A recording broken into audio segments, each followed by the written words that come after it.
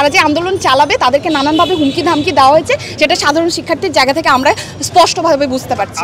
স্টুডেন্টকে যেভাবে বন্দুকের মুখে রেখে, বন্দুককে তাদের দিকে তাক করে রেখে তাদেরকে যেভাবে দমন পীড়ন করা হচ্ছে, তাদেরকে সবাই সমন্বয়ক, এখন সবাই সমন্বয়ক, সকল স্টুডেন্ট সমন্বয়কের ভূমিকা পালন করে।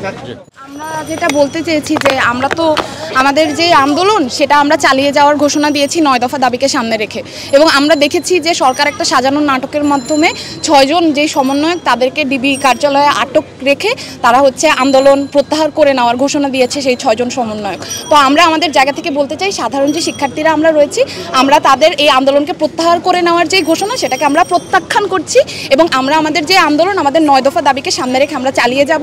এবং স্টুডেন্টকে যেভাবে বন্দুকের মুখে রেখে, বন্দুককে তাদের দিকে তাক করে রেখে তাদেরকে যেভাবে দমন পীড়ন করা হচ্ছে, তাদেরকে আটক করা হচ্ছে, সেই সবগুলোর বিরুদ্ধে আমরা কথা বলার জন্য আজকে এখানে দাঁড়িয়েছি, এবং আমরা আমাদের 9 দফা দাবি পূরণ না হওয়া পর্যন্ত আমাদের যে কর্মসূচি সেটা চলমান রাখবো। আমরা বলতে চাই যে আমরা তো তাদের যেই চরিত্র সেটা আমরা দেখতে পেয়েছি, তারা যেটা করেছে যে তারা তাদেরকে বলছে সবাইকে এখন দেখানোর জন্য, বলার জন্য, দেশবাসীকে একটা জানানোর জন্য যে ঠিক আছে তাদেরকে আমরা ছেড়ে দিচ্ছি, কিন্তু বিষয়টা আমরা জানি প্রকৃতপক্ষে যে তাদেরকে আসলে গৃহবন্দী করে রাখা হবে, এবং মানসিকভাবে তাদেরকে যেই সকল টর্চারের মধ্যে দিয়ে নিয়ে যাওয়া হয়েছে।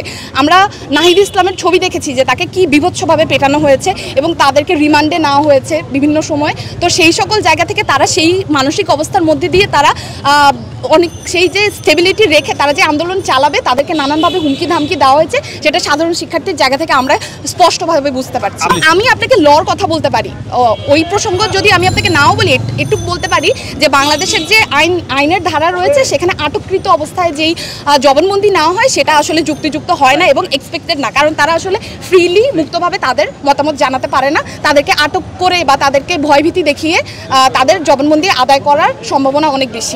আমরা স্থগিত করছি না, আন্দোলন চলবে। আমরা জানাবো পরবর্তী কর্মসূচি চলমান চলতেছে, সারা বাংলাদেশ সবাই জড়ো হচ্ছে, সব চলমান জানানো হবে আপনার প্রেস রিলিজের মাধ্যমে। সবাই সমন্বয়ক, এখন সবাই সমন্বয়ক, সকল স্টুডেন্ট সমন্বয়কের ভূমিকা পালন করে।